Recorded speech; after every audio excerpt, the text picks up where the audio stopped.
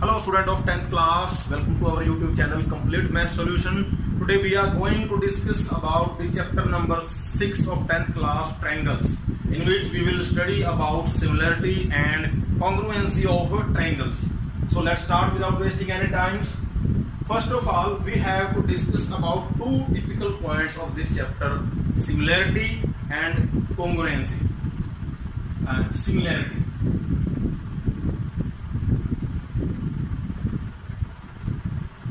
Similarity means समानता और समरूपता।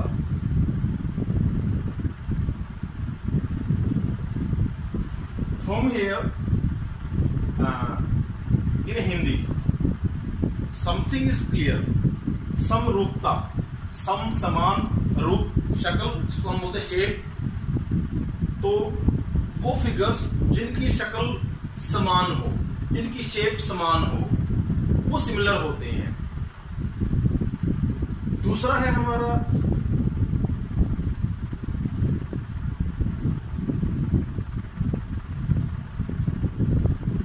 कॉन्ग्रुएंसी, सर्वांग समता। इसमें भी हिंदी के नाम से बड़ा क्लियर हो रहा है, सर्व अंग सम। सर्व सभी अंग, उसके जो डायमेंशंस हैं, मेजरमेंट के डायमेंशंस हैं, और सम समान, सभी मेजरमेंट के डायमेंशन सेम होंगे। तो हम पहले इन दोनों को समझते हैं। समरूपता क्या होता है? All polygons are said to be similar.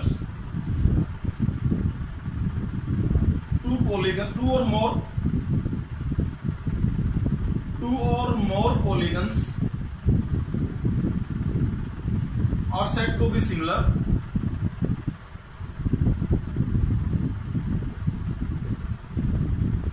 if number one, their corresponding angles are equal. Number two,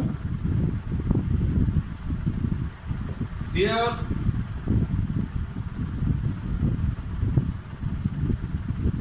corresponding sides are in same ratio or proportion. पहले हम इसको डिस्कस करते हैं। मीनिंग क्या हुआ? दो या दो से ज्यादा बहुभुज हैं। तो सिमिलैरिटी जो है वो ट्रायंगल की भी हो सकती है, जिसमें 3 साइड्स होती हैं, क्वाड्रिलेटरल की भी हो सकती है, पेंटागन की भी, हेक्सागन की भी, एंड मैनी मोर। एक बहुभुज जिसमें 3 से ज्यादा भुजाएं हैं, वो सिमिलर तब होंगी, उनको सिमिलर बोला जाएगा एक ही कंडीशन में, जब उनके कोरस्पोंडिंग एंगल जो है वो इक्वल होंगे। फॉर एग्जांपल हम 3 फिगर लेते हैं।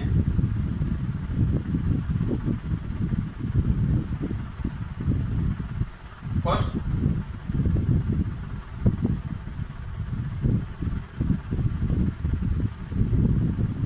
Second,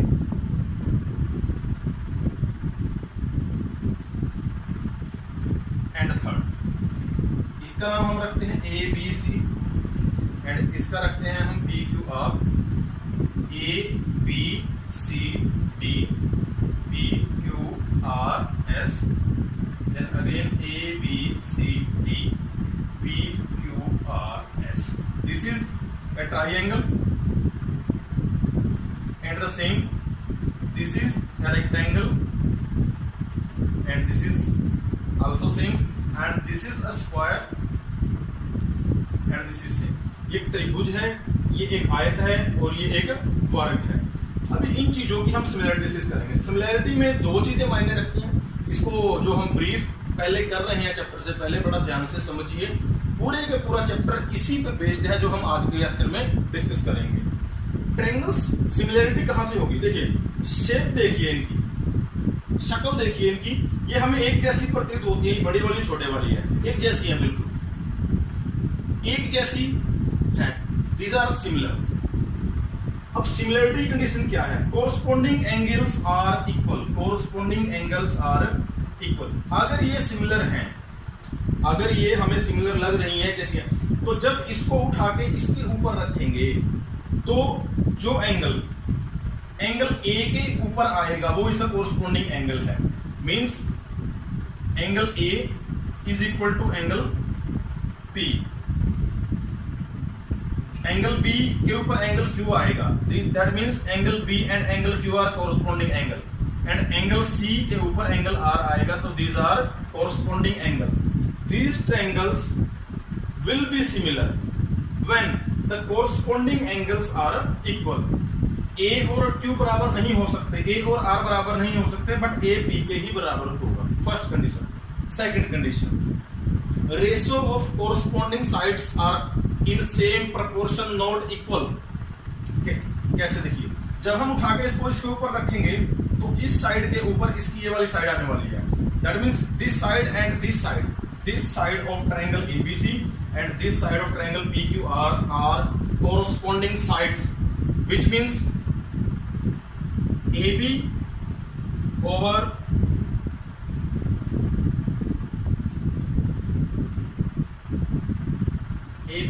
PQ is equal to, second इस साइड के ऊपर ये वाली आने वाली है तो दोनों कोरस्पॉन्डिंग हैं, BC over QR, और इसके ऊपर ये वाली आने वाली है AC के ऊपर जो PR आने वाली है। The two triangles will be similar, या हम कह सकते हैं are said to be similar only and only if their corresponding angles are equal and their corresponding sides are in same ratio। जो corresponding side फर्स्ट पेयर की ratio है, second third वो equal ही आएगी हमेशा। कोरस्पॉन्डिंग एंगल को हम बोलते हैं सम्मुख संगत कोण, संगत कोण। तो इसका संगत ये है, ऐसे ही कोरस्पॉन्डिंग साइड को हम बोलेंगे संगत भुजा। मैं रिपीट करता हूं, तो दो त्रिभुजें समरूप होंगी जब उनके संगत कोण बराबर होंगे और संगत भुजाओं के जो अनुपात हैं, संगत भुजाओं का अनुपात वो इक्वल होंगे। This is for a triangle. अभी हम पूरे के पूरे पॉलीगन के बारे में डिस्कस कर रहे हैं, लास्टली फिर हम ट्रायंगल पे आएंगे। Next, this is rectangle. For a rectangle to be similar, the formula is same. First, their corresponding angles are equal and their corresponding side are in same proportion. देखिए इसमें angle 90, चारों angle 90 के triangle के होते हैं, इसके भी चारों 90 के हैं, तो there is no confusion that the corresponding angles are equal। corresponding कैसे होंगे, फिर वही हम मैच करेंगे, शेप हमें सेम लगती है, इसको उठा के रखेंगे। Angle B and angle Q are corresponding angle, संगत कोण है। Angle C and angle R, angle D and angle S, angle A and angle P, these are the corresponding angle and from the figure these are clear because all angle of a rectangle are of 90 degree, तो ये similar होंगे। Second, ratio of sides in same proportion. AB over PQ is equal to BC over QR is equal to DC over SR is equal to AD over PS, ये same आएगी। That is why these are similar in same square case में। Angles each 90 degree है तो corresponding angle same होंगे side.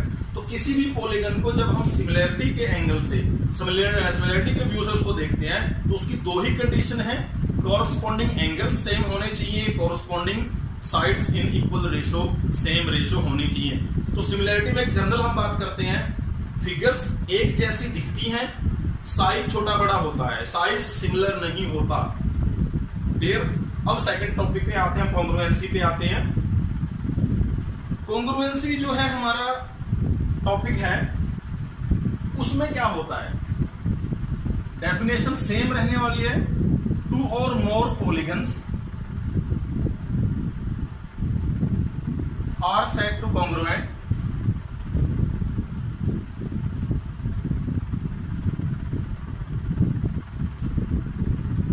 if number 1, same वही वाली condition है, corresponding angles are equal,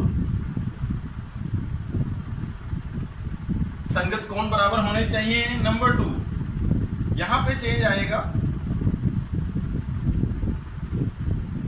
corresponding sides are equal। Difference कहां पे आया, देखिए यहां पे जो corresponding sides थी वो इक्वल रेशियो में थी, यहाँ पे कॉरस्पॉन्डिंग साइड बिल्कुल इक्वल होने वाली हैं। फॉर एग्जाम्पल हम बात करते हैं इन्हीं फिगर्स की।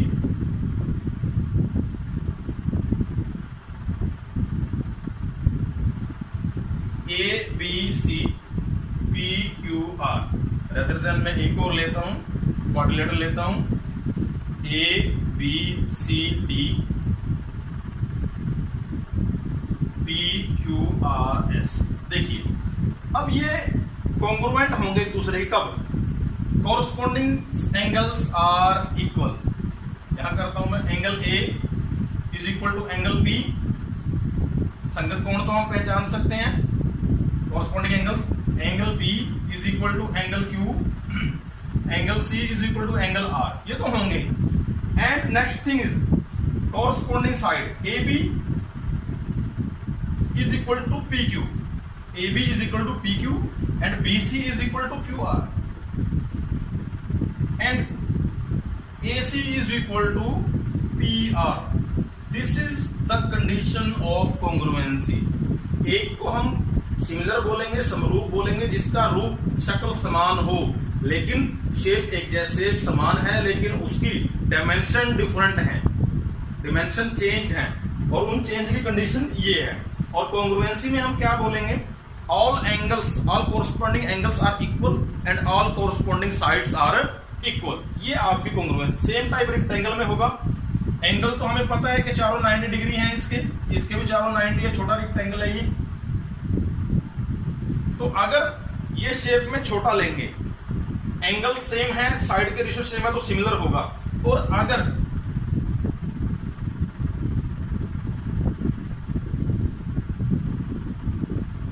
लेंथ भी सेम है, कॉरस्पॉन्डिंग साइड्स 1 2 3 एंड 4, अगर ये सेम है आपस में, तो ये भी क्या होंगे? हमारे कॉन्ग्रुएंट होंगे। तो ये हमने पहला टॉपिक जो बात की है, हमने बात की है सिमिलैरिटी समरूपता और कॉन्ग्रुएंसी सर्वांग समता के बारे में। अब हम बात करने वाले हैं सिर्फ ट्रायंगल्स के बारे में, क्योंकि इस टॉपिक का चैप्टर का नाम ही ट्रायंगल्स है, तो ट्रायंगल के बारे में बात करने वाले हैं हम। तो अब शुरू करते हैं हम ट्रायंगल्स के बारे में, और इस पूरे के पूरे चैप्टर में हम ट्रायंगल्स के बारे में ही डिफरेंट थ्योरम्स, जिसको प्रमेय बोलते हैं हिंदी में, हम उसके बारे में पढ़ेंगे। फर्स्ट है हमारा सिमिलैरिटी की डेफिनेशन हो गई। अब हम डिस्कस करते हैं similarity of two triangles.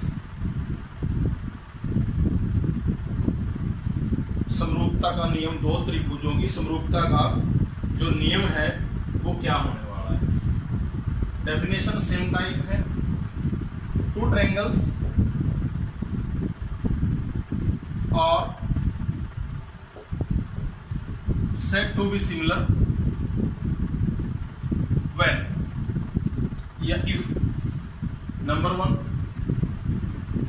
their corresponding sides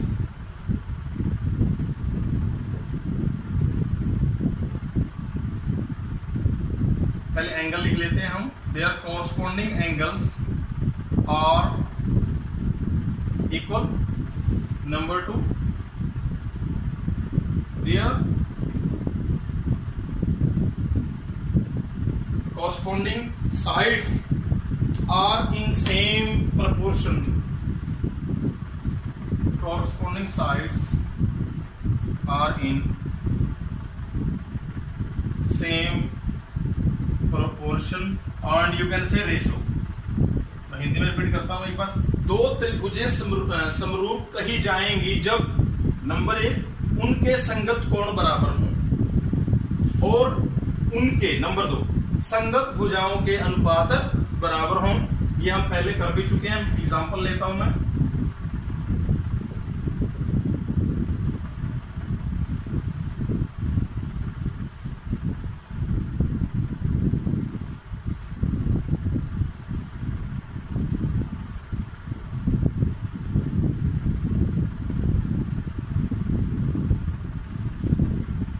These two triangles have approximate similar shape but not equal shape, size बराबर नहीं है लेकिन देखने में जैसी हैं। तो ये दोनों these will be similar, ये सिमिलर होंगी when their corresponding angles are equal। मैं रिपीट कर रहा हूं, उनके संगत कोण बराबर होंगे। जब इस फिगर को इसके ऊपर रखेंगे तो जो एंगल जिसके ऊपर आएगा वो उसका संगत कोण होगा। ये हमने पहचान का तरीका है। when angle A is equal to angle P, angle B is equal to angle Q and angle C is equal to angle R। and first rule तो आपका हो गया ratio of corresponding side। इसके ऊपर जब इसको रख के देखेंगे तो AB जो है उसकी corresponding साइड PQ होगी, इसकी रेशो BC की corresponding साइड QR होगी एंड AC की corresponding साइड PR होगी। तो ये जो तीनों साइड की रेशियो है वो इक्वल होगी, तभी कोई दो ट्रायंगल्स जो है वो सिमिलर होंगी एक दूसरे से। ये आपका सिमिलरिटी है। सिमिलर थेल्स ने कैलकुलेशंस की और उसने एक फॉर्मूला डेवलप किया जिसको हम थेल्स थ्योरम के नाम से जानते हैं, थेल्स प्रमेय के नाम से जानते हैं। और तो हम थेल्स थ्योरम की बात करते हैं।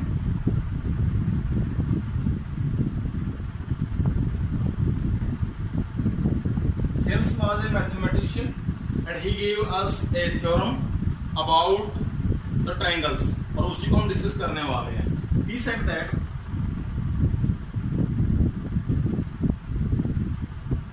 when a line is drawn parallel to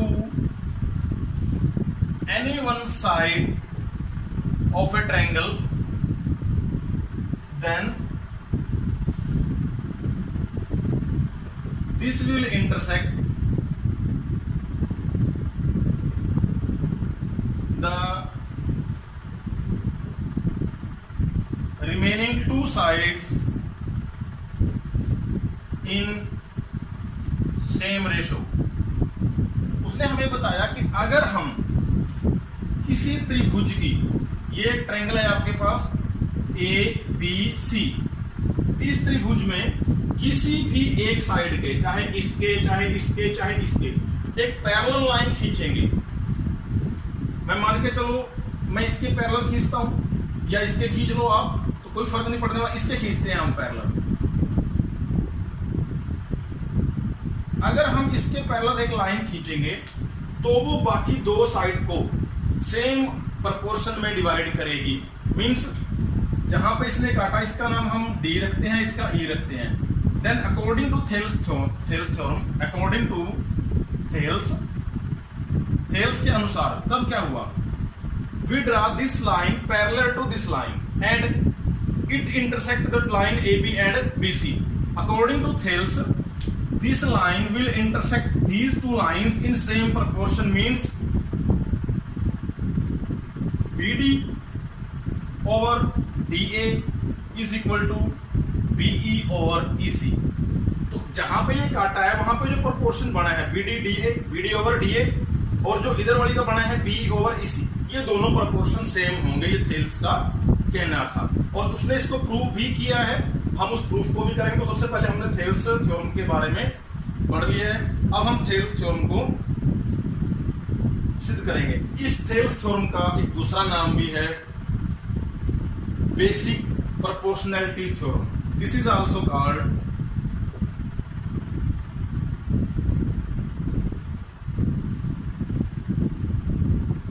basic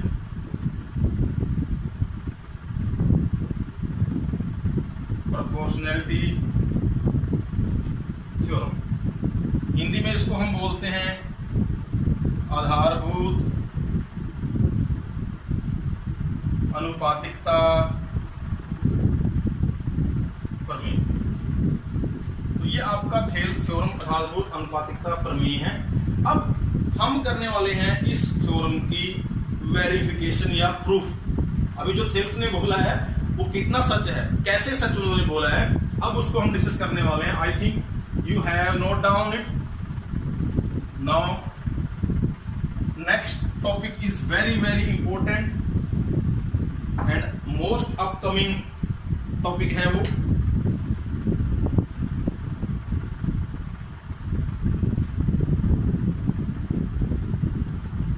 proof for basic proportionality theorem oblique Thales theorem। BPT बोलते हैं शॉर्ट में इसको। आधारभूत अनुपातिकता प्रमेय को सिद्ध करना या थेल्स प्रमेय को सिद्ध करना वो एक ही बात होती है। जब हम स्टार्ट करेंगे, हमें ये क्वेश्चन एग्जाम में 4 या 6 नंबर में ही आएगा जहां तक मैं गैस कर रहा हूं। तो जब हम इसको लिखेंगे सबसे पहले हमें थ्योरम बतानी पड़ेगी, वो है क्या जिसको हम सॉल्व करने वाले हैं। थेल्स थ्योरम क्या है? in a triangle a line drawn parallel to any one side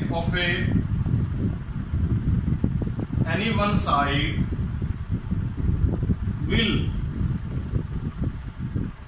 intersect the other two sides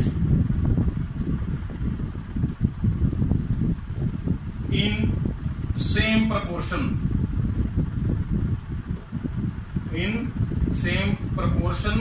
या आप इसको रेशो भी कह सकते हैं। तो जो हम थ्योरम प्रूव करने वाले हैं सबसे पहले उसकी स्टेटमेंट क्या है कि किसी त्रिभुज में अगर हम एक लाइन खींचे जो त्रिभुज की तीनों भुजाओं में से किसी भी भुजा के समांतर हो तो वो बाकी दो भुजाओं को समान अनुपात में काटती है। ये हमने करना है। देन हमारे पास क्या है जो अभी मौजूद है? हमारे पास एक ट्रायंगल है, और एक पैरेलल लाइन हम खींचेंगे जिसकी हम बात कर रहे हैं। तो हम ये सिद्ध करेंगे कि वो बाकी दोनों को सेम प्रोपोर्शन में काटती है। Given triangle A B C मैं बना देता हूं पहले वो ट्रायंगल जिसको हम प्रूव करने वाले हैं।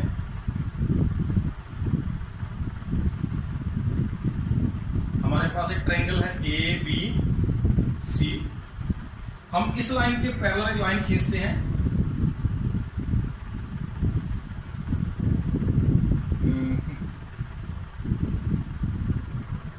इसका नाम हम डी रख देते हैं। हमारे पास एक ट्रायंगल है A B C D in which DE is drawn parallel to BC। हमें एक ट्रायंगल ABC दी हुई है जिसमें DE जो है BC के पैरेलल। यहां तक तो हमें पता है, हमने आगे इसको प्रूव करना है कि अगर एक ट्रायंगल के किसी भी साइड के हम पैरेलल लाइन खींचते हैं, यहां तक तो हमने कर दिया, तब क्या होता है कि वो लाइन बाकी दो साइड को सेम प्रोपोर्शन में बांटती है। यही हमने प्रूव करना है। तो ये हमें दिया हुआ है। Then let's start. कंस्ट्रक्शन में हम सबसे पहले क्या करते हैं, थोड़ा सा हमने इसमें ड्रॉ भी करना पड़ेगा, उसके बाद हम इसको सॉल्व करेंगे। सबसे पहले क्या करिए, बी और ई को मिलाइए।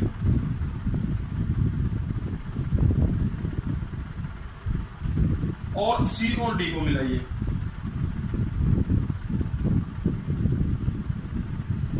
देन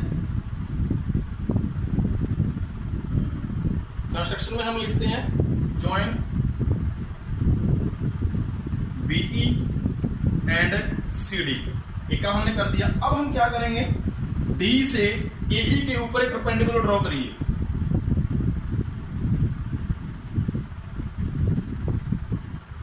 और ई से एडी के ऊपर एक परपेंडिकुलर ड्रॉ करिए।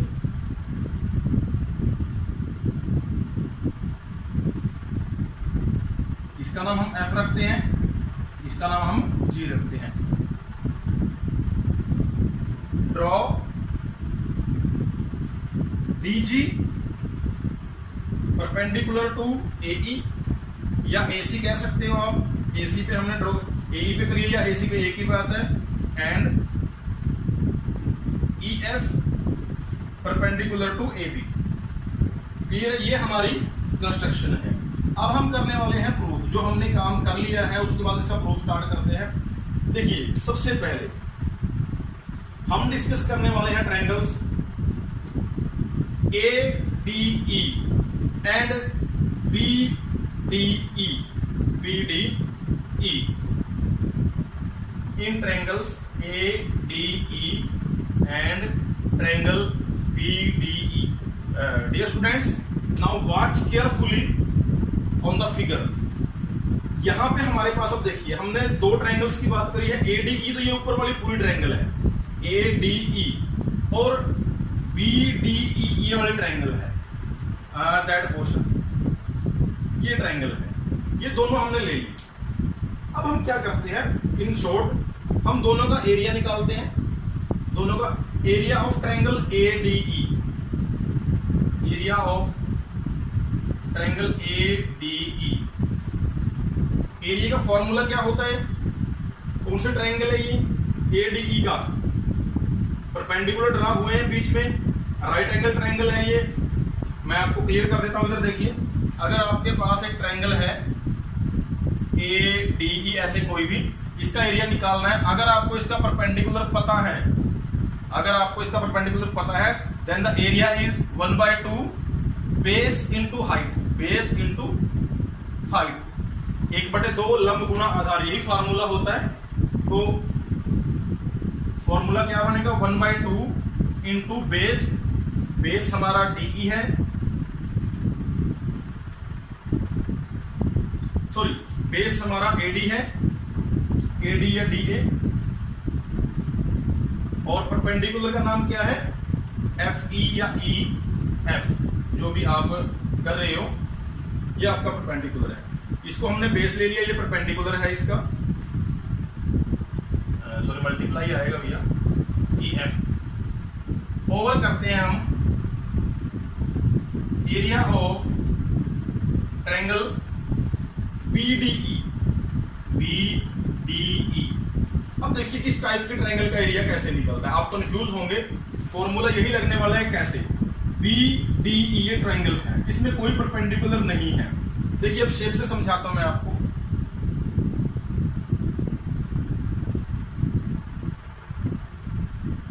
ये कोई ट्रायंगल है, आपकी जो BDE है वो इस टाइप की ट्रायंगल है। इस ट्रायंगल का एरिया अगर आपको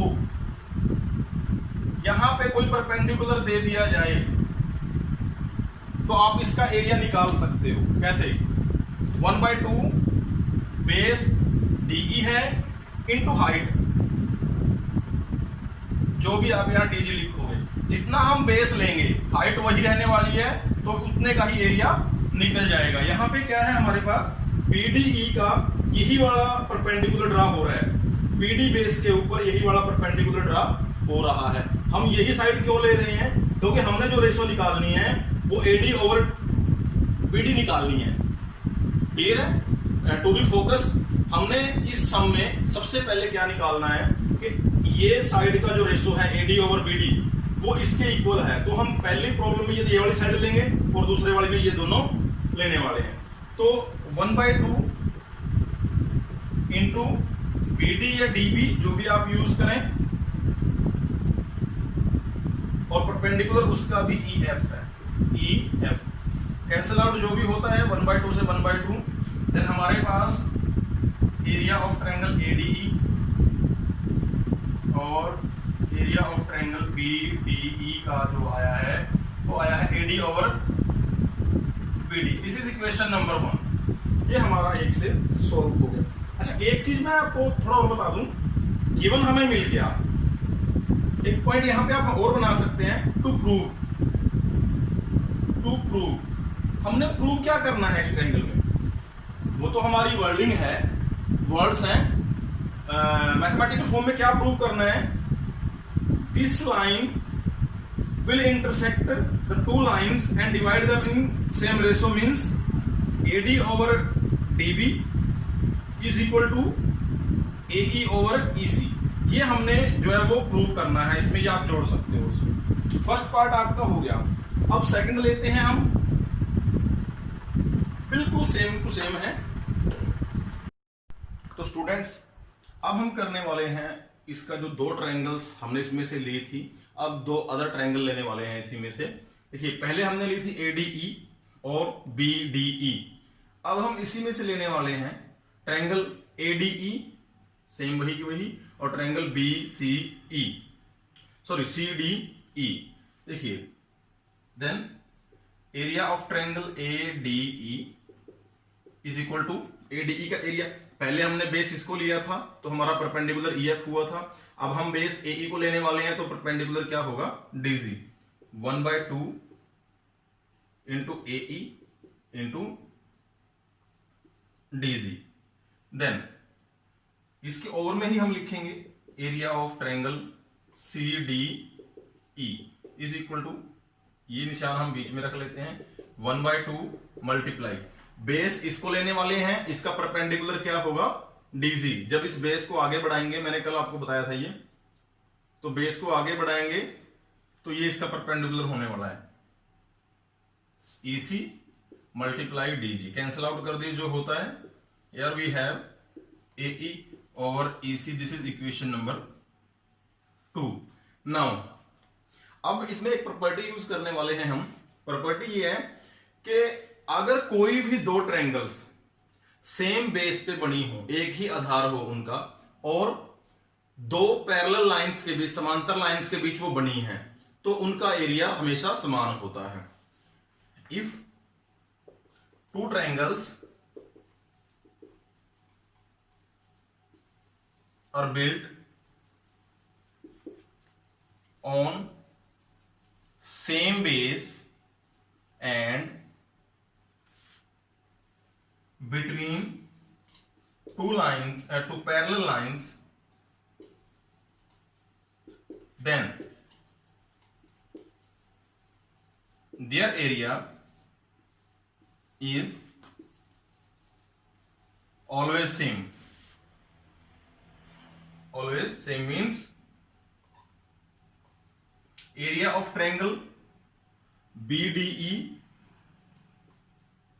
is equal to area of triangle CDE, ये बराबर होंगे। कैसे बराबर होंगे, देखिए BDE और CDE दोनों एक ही बेस DE बनी हुई हैं, और दोनों ट्रायंगल्स दो पैरेलल लाइंस DE और BC के बीच में बनी हुई हैं, तो इन दोनों का एरिया सेम होगा। ये प्रॉपर्टी हमने याद रखनी है। After that this is equation number 3, यहां करता हूं मैं, from equation 3, from equation 2 we have, equation 2 हमारे पास थी area of triangle ADE over area of triangle ACDE।